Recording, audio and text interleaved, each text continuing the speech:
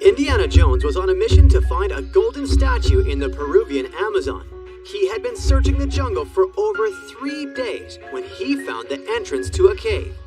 He followed down very long corridors, escaped a few traps, and finally arrived at a room filled with gold. He could see the golden statue and made a run for it. But there was a trap door on the floor. Indiana Jones fell into a dungeon that had nothing except for an empty bucket and 3 doors. The first door would lead him to a hungry mama bear and her cub. The second door would lead him to a 6-foot wall of fire. The last door would lead him to a lake filled with crocodiles. Which door should Indiana Jones use to escape?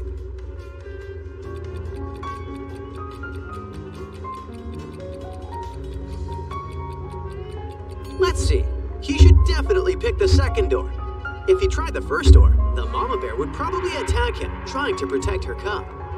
And swimming in a lake with crocodiles is never a good idea. The best option would be to fill the bucket with lake water to fight off the wall of fire. It would take some work, but it's Indiana Jones. He can do anything. Back in England, Indiana Jones is resting in his office when another professor anxiously approaches him. The professor says Jones needs to exit the building as fast as he can because some bad guys are looking for him. The professor gives him a map of the building and says he has to enter every single room on the way out, but he can't let the students in the classrooms see him more than once. Take a look at the map the professor gave him. How can Indiana Jones follow the instructions precisely and get away safely?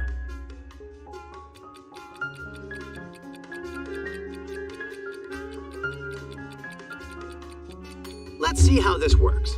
There are 2 important things to note here. First, his own office counts as room number 1 in the building. We know he has to exit in room 16.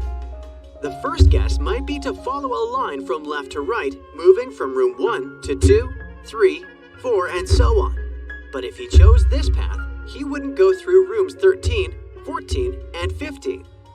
Alternatively, he could exit room 1 to room 2, then go back to room 1. Since he's the only person inside his office, this doesn't break any of the rules.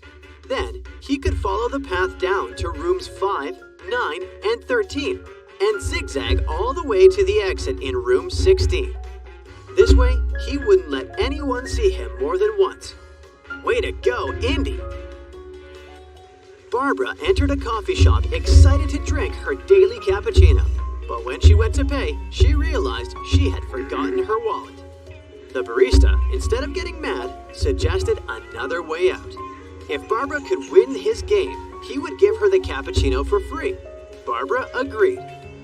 Okay, I'm going to tell you 3 facts about myself, and you have to figure out which one is false, the barista said. Here are the facts. I have 7 brothers. I hate Nirvana. I'm actually an artist. Can you help Barbara out? Which fact do you think is false?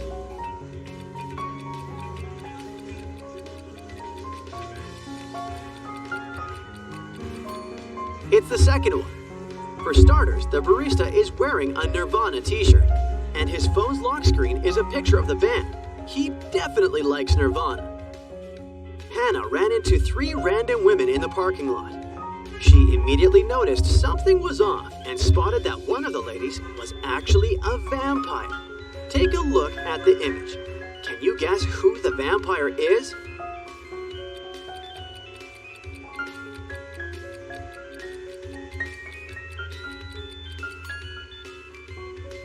It's the third woman on the right. If you look closely, her teeth are pretty pointy. Plus, I'm almost sure that the red stain on her shirt isn't red paint, if you know what I mean. Susie was alone in her research lab, trying to build a time machine. She connected a red string here and a blue one right there. And boom, a time-bending portal opened up. She wasn't so sure where it would take her, but she decided to go through it anyway. Once she passed through the portal, she arrived in an empty field where she found a talking bear. She asked him where she was and what year they were in. But the bear said he would only answer her question if she got his riddle correct. The riddle went like this. I turn polar bears white, and I will make you cry. I make celebrities look stupid, and normal people look like celebrities. I turn pancakes brown.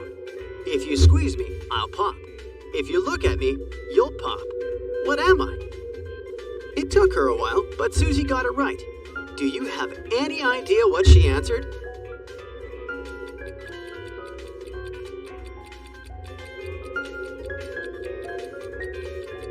She said time. Mia was a student at the Witches Academy. She was specializing in ghost activity to protect humans from these spooky creatures. For one of her finals, she had to find a ghost inside the haunted barn just outside the school. The barn had a room filled with mirrors, and once she went inside, her internal ghost sensor started to give strong signs there was a ghost in the room. Take a look at the mirrors. They all reflect Mia's image, but the ghost is hiding inside one. Can you tell which one?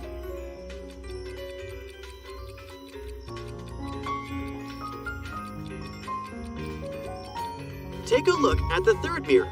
Mia is wearing her smartwatch, but her reflection in the mirror isn't. This must be the ghost pretending to be her. Way to go, Mia, for busting yet another ghost. Belly was a straight-A student, and for a school assignment, she had to come up with a riddle so difficult, almost nobody would be able to solve it. She spent a week developing it, and on Monday, she shared it with her peers.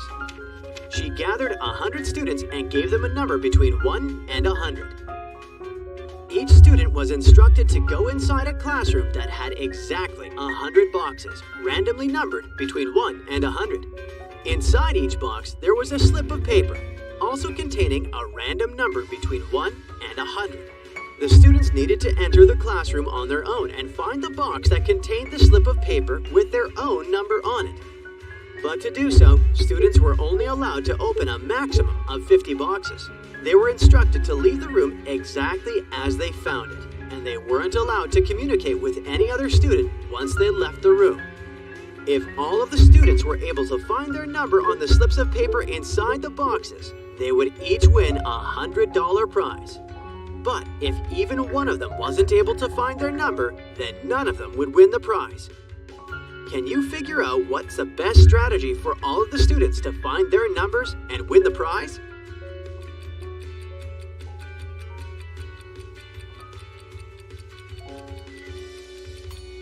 Belly's riddle sure isn't obvious, but let's check out how it could work. If each student searched for their numbers randomly, they would each have a 50% chance of finding the box with their number inside. This is so because there were 100 boxes and they were allowed to look inside 50 of them. However, the probability of all of them finding their own number following this random strategy is absurdly small. So, to increase their chances of collectively finding their numbers, they would need a better strategy. The students could use something called the loop strategy. Once entering the classroom, they should go directly towards the box that had their number on top of it. The number inside probably wouldn't be their number, but that's okay. They should check the number inside of the box and go look for the box with that same number on top of it. And so on and so forth. They should keep doing this until they find the slip with their number on it. This strategy guarantees that 31% of the time, all students will be able to find their number and win the prize. It's not a huge probability, but hey, blame it on Belly. That's it for today. So hey, if you pacified your curiosity, then give the video a like and share it with your friends. Or if you want more, just click on these videos and stay on the bright side.